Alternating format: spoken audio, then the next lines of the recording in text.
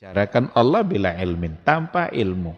Maka kita harus mengenalinya, semuanya harus berdasarkan kepada ilmu. Allah itu seperti yang kita katakan tadi, ada af'alnya, ada perbuatannya. Dalam Al-Quran juga dikatakan, waja'a rabbuka wal malaku saffan saffa. Nanti pada saat kita dihisab, Rabb kita datang, wal malaku, dan para malaikat, saffan saffa, bersaf-saf, malaikatnya yang bersaf-saf. Lalu ada Allah yang datang juga, maji, persoalan datang. Kita harus yakini seperti apanya, wallahu alam. Nanti kita semua akan melihat. Hadisun nuzul, hadis yang berkaitan nuzulnya Allah, yanzilu rabbuna ila sama'id dunya fi thuluthil lailil akhir.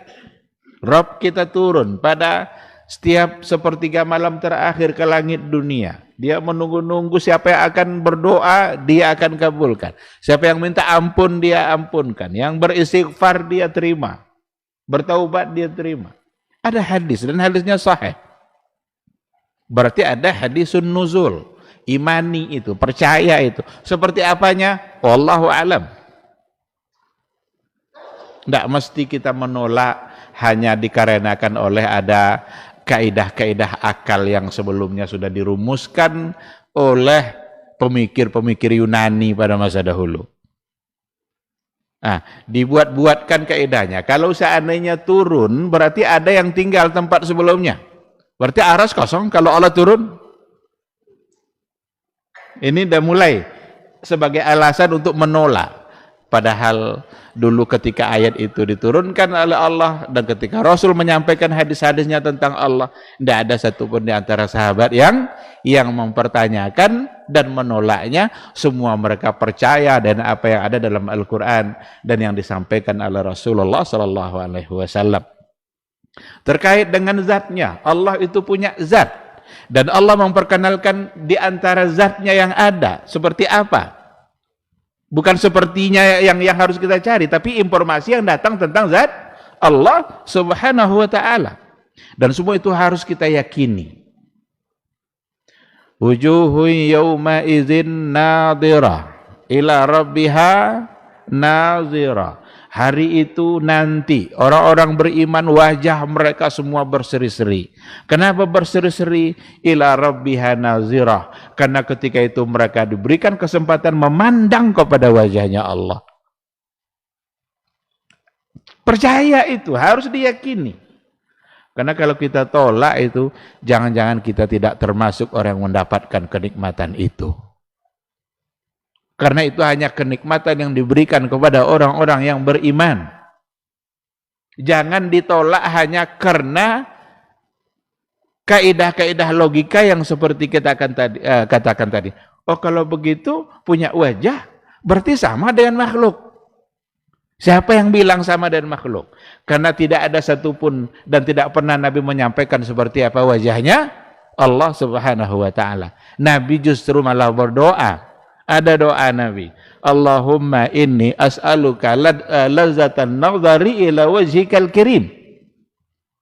Ya Allah, aku memohon kepadamu ya Allah, berikan kesempatan nanti lazatan nazar. Berikan saya nikmatnya memandang kepada apa?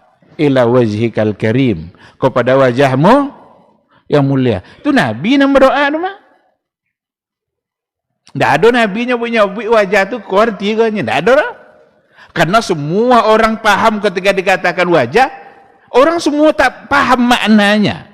Artinya orang tahu semua. Cuma seperti apanya, jangan coba-coba samakan. Jangan coba-coba cari pula. Jangan coba-coba dilukis pula.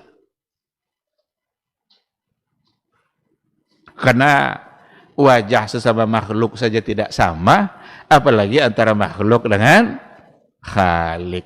Kambyong ada wajah? Kabau? Sama wajah kambyong juga kabau? Sesama makhluk saja tidak sama. Lalu mau disamakan pula Khalik dan makhluk? Tidak. Oh, tapi kan berarti kita menetapkan bahwa dia punya wajah dan wajah itu berarti sifatnya makhluk. Kan itu loh kadang yang menjadi alasan. Bukan kita yang menetapkan.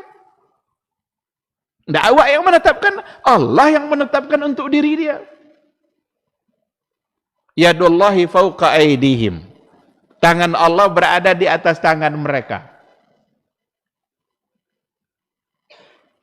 Tangan Allah berada di atas tangan mereka. Oh, kan tidak mungkin tangan mereka. Kalau tangan berarti sama aja makhluk. Padahal dulu Rasulullah Sallallahu Alaihi Wasallam orang yang memiliki akidah yang paling sahih itu Nabi. Tidak ada yang lebih sahih daripada Nabi. Dari itu yang diambil oleh para sahabat. Tidak ada satupun di antara mereka yang mencoba untuk memberikan makna-makna yang lain. Tidak ada di antara mereka yang menolak tentang itu, karena Allah yang mengatakan seperti itu.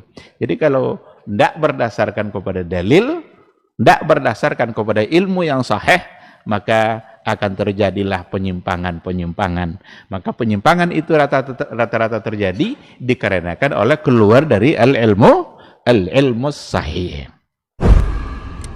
Babat TV Sunnah, belajar agama baru alim.